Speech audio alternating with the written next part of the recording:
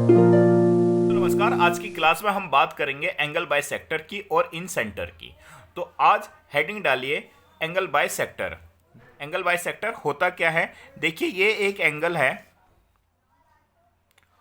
और मैंने एक लाइन इस तरह से ड्रॉ की कि इस एंगल को ये दो बराबर भागों में विभाजित करती है। अगर ये एंगल x डिग्री है तो ये भी एंगल x डिग्री हुआ। तो ये लाइन क्या कहलाएगी? Angle by sector.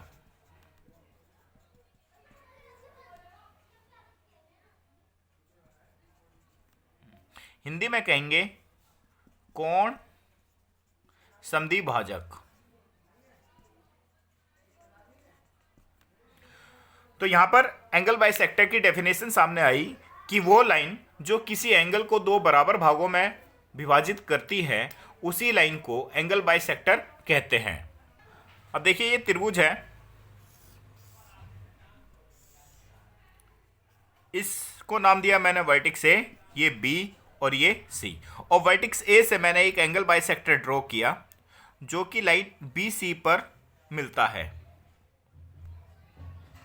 Angle by sector है तो ये दोनों एंगल आपस में बराबर होंगे। और angle bisector line B C पर जहां मिल रहा है, इसको मैंने नाम दिया डी। तो इस एंगल बाय सेक्टर ने लाइन बी सी को दो भागों में विभाजित किया, बी डी और डी सी। और वर्टेक्स ए के सामने जो लाइन जा रही है बी सी, इसकी पूरी लेंथ मैंने मानी ए। बी के सामने जो लाइन जा रही है, इसकी मैंने पूरी लेंथ मानी स्मॉल बी। और सी के सामने जो लाइन जा रही है, इसकी मैंने लेंथ मानी स्मॉल सी। और एंगल बाय सेक्टर वो लाइन होती है जो एक एंगल को तो दो बराबर भागों में विभाजित करती है, लेकिन अपोजिट साइड को हमेशा कोण बनाने वाली लाइन के रेशो में विभाजित करती है। मतलब अगर आप ये सोच रहे हैं कि एंगल बाय सेक्टर जो मैंने वर्टेक्स ए से ड्रॉ किया है, तो BC को इसने दो भागों में विभाजित किया है, BD और DC के रूप में। अगर आप ये सोच रहे हैं कि BD बराबर है DC के, तो ये गलत है, ऐसा नहीं है। तो इन दोनों का रेशो क्या होगा? BD और DC का। जैसा अभी मैंने बताया कि एंगल बाय सेक्टर अपने सामने की भुजा को एंगल बनाने वाली भुजाओं के अनुपात में बांटती है। तो देखो, अगर हम इसकी बात करें, त्रिभुज ए डी बी की, अगर इसकी बात करें तो ये तो हो गया एंगल बाय सेक्टर, और यहाँ पे ये एंगल बना, तो एंगल बनाने वाली भुजा क्या हुई? सी।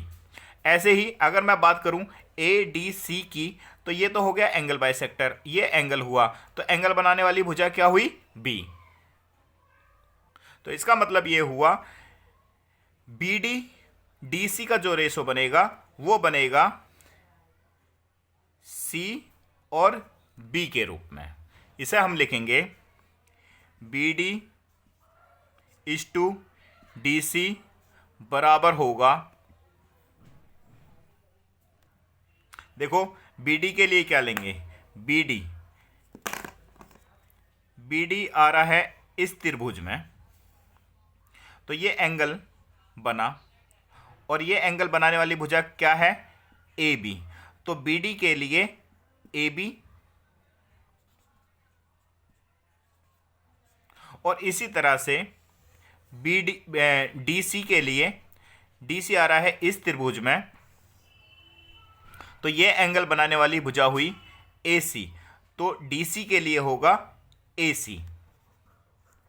तो B D is to D C बराबर होगा A B is to A C. देखिए, ये एक त्रिभुज है, यहां से मैंने एक एंगल बाय सेक्टर यहां ड्रॉ किया, एक एंगल बाय सेक्टर मैंने यहां से ड्रॉ किया,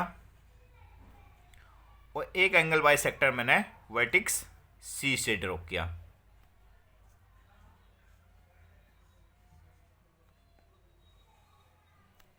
तो जिस पॉइंट पर ये तीनों एंगल बाय सेक्टर मिले हैं, इस पॉइंट को हम कहेंगे इन सेंटर, अंतः केंद्र। वर्टेक्स ए से जो मैंने एंगल बाइसेक्टर ड्रॉ किया सामने वाली लाइन पर मिला, इसको मैंने नाम दिया डी। वर्टेक्स बी से जो मैंने एंगल बाइसेक्टर ड्रॉ किया ए सी लाइन पर मिला, जिस पॉइंट पर मिला इसको मैंने नाम दिया ई। इसी तरह से वर्टेक्स सी से जो मैंने एंगल बाइसेक्टर ड्रॉ किया और लाइन ए बी पर मिला, जहाँ पर मिला इसको मैंने नाम दिया एफ। और जिस पॉइंट पर ये तीनों एंगल बाइसेक्टर आपस में एक दूसरे को इंटरसेक्ट करेंगे, उस पॉइंट को कहेंगे इन सेंटर अंतः केंद्र। तो देखिए यहाँ पर B D is to D C बराबर होगा ए बी अपॉन में ए सी। इसी तरह से सी E is to E A बराबर होगा बी सी अपॉन में बी ए के। और इसी तरह से B F is to F A बराबर होगा बी सी अपॉन में ए सी के। तो ये बात याद रखना कि कोण समद्विभाजक जिस लाइन पर मिलता है उस लाइन को कोण बनाने वाली भुजाओं के अनुपात में विभाजित करता है। अगला पॉइंट देखते हैं। ये एक त्रिभुज है ए बी सी। एक एंगल बाइसेक्टर मैंने वर्टेक्स ए से ड्रॉ किया जो कि डी पर मिला बी सी लाइन पर। एक मैंने वर्टेक्स वी से ड्रॉ किया। इसी तरह से मैंने वर्टेक्स सी से एक एंगल बाइसेक्टर ड्रॉ किया और जिस पॉइंट पर ये तीनों एंगल बाइसेक्टर मिले उसको नाम दिया मैंने आई। अब बच्चों ये हमेशा याद रखना कि ये एंगल जो बना है एंगल बी आई सी बराबर होगा 90 degree plus half of angle A. इसी तरह से अगर मैं कहूं कि एंगल सी आई ए किसके बराबर होगा, तो ये बराबर होगा 90 degree plus angle half of angle B. इसी तरह से अगर मैं कहूं कि एंगल बी आई ए किसके बराबर होगा, तो ये बराबर होगा 90 degree plus angle half of angle सी।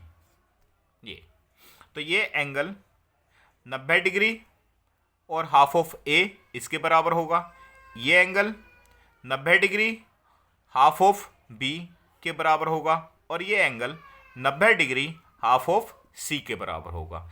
जैसे सपोज करो इसने हमसे पूछा कि ये एक त्रिभुज है, ये एक एंगल बाइसेक्टर यहाँ से ड्रॉ किया, एक एंगल बाइसेक्टर यहाँ है, एक एंगल बाइसेक्टर ये, और ये एंगल 30 डिग्री है। ये पूरा एंगल जो है 30 डिग्री है। तो इस एंगल का मान बताओ। तो ये एंगल क्या होगा, ये एंगल एक्स मैंने नाम दे दिया इसको। तो एंगल एक्स बराबर हो जाएगा 90 प्लस हाफ ऑफ एंगल 30। तो 30 का हाफ कितना होगा 15। तो एंगल एक्स बराबर हो जाएगा 105 डिग्री। देखिए ये एक त्रिभुज है, ये ए, ये बी और ये सी।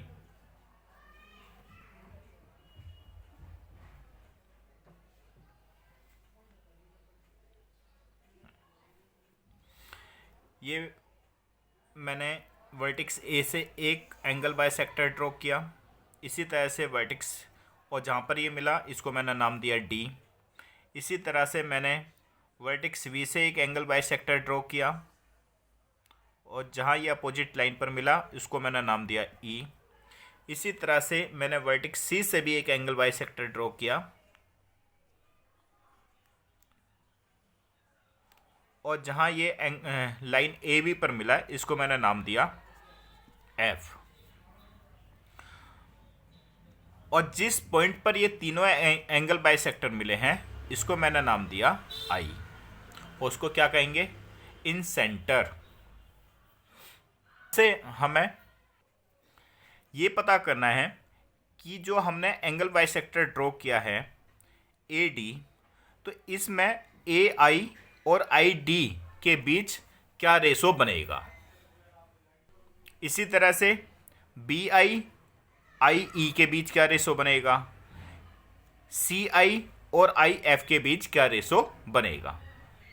अब देखो बच्चों, जो वर्टेक्स ए है इसके सामने वाली भुजा की लेंथ मैंने मानी पूरी स्मॉल ए। इसी तरह से वर्टेक्स बी के सामने वाली भुजा की मैंने लेंथ पूरी मानी स्मॉल बी। इसी तरह से वर्टेक्स सी के सामने जो भुजा है इसकी मैंने पूरी लेंथ मानी स्मॉल सी। तो देखो बच्चों, ए आई आई डी, ए आई इस टू आई डी के बीच जो रेशो बनेगा वो बनेगा लेंथ बी प्लस लेंथ सी अपॉन में लेंथ ए।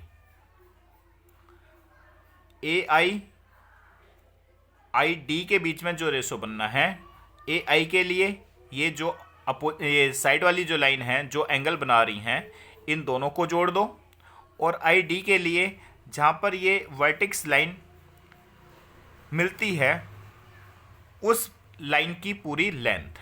तो ए आई इस टू आई डी बराबर होगा बी सी, बी प्लस सी अपॉन में ए।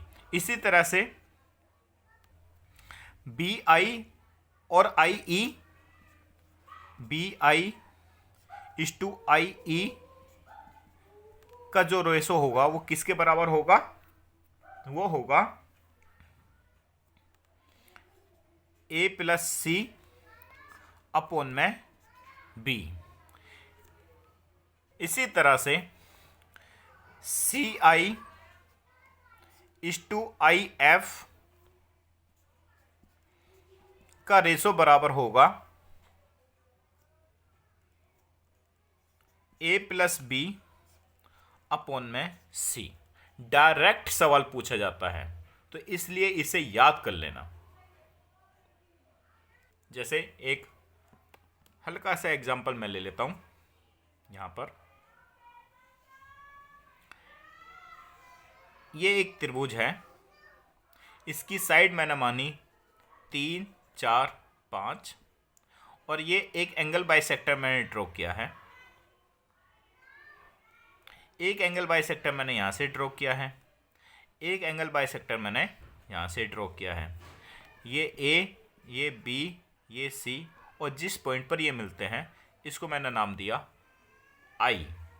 अब वो हमसे जानना चाहता है कि ए आई इस टू, और ये नाम दिया मैंने डी, ये ई और ये एफ। आई डी का रेशो बताओ क्या होगा। तो बच्चों इसका रेशो क्या होगा, ए आई इस टू आई डी बराबर होगा ए आई के लिए इन दोनों लाइनों का योग। तो इसकी लेंथ कितनी है 3, इसकी लेंथ है 4, 3 4 7। और आई डी के लिए ये लेंथ कितनी है 5। तो ये हमारा आंसर आ गया। तो इसका रेशो क्या बना, इसका रेशो बना 7:5। ये हमारा आंसर हुआ। तो आज के लिए इतना ही रखते हैं। आज की क्लास कैसी लगी, अगर कुछ समझ में ना आया हो तो कमेंट करके पूछना, मैं दोबारा समझाने की कोशिश करूँगा। और बच्चों वीडियो को सीक्वेंस में देखो, बार बार देखो। और एडवांस मैथ जो है CGL में बहुत ज़्यादा पूछा जाता है, तो इसीलिए मैंने एडवांस मैथ को पहले लिया है। और मेरी शुभकामनाएं आपके साथ कि आप सबको नौकरी मिले। लगे रहिए, ईमानदारी से लगे रहिए, मेहनत करते रहिए। और जितना कंटेंट मैं आपको दे रहा हूँ, कंसेप्ट क्लियर मैं करा रहा हूँ, उन वीडियोस को आप बार बार देखिए तो आपके कंसेप्ट पूरे क्लियर होंगे। और अभी मैं थ्योरी लेके चल रहा हूँ, फीस थ्योरी के आधार पे करीबन मैं 300-400 सवाल आपके बीच में करूँगा, 500 सवाल भी मैं आपके सामने रख सकता हूँ। तो एकदम आप परिपक्व हो जाएंगे ज्योमेट्री में, घबराए नहीं। तो आज के लिए इतना ही, आज क्लास को यहीं ऑफ करते हैं। मेरे चैनल को सब्सक्राइब कीजिए और बच्चों शेयर कीजिए, ताकि सब बच्चों तक ये अप्रोच पहुंच सके, सब बच्चों को हेल्प मिल सके। और वीडियोस को लाइक कीजिए। तो आज के लिए इतना ही, गुड नाइट, बाय।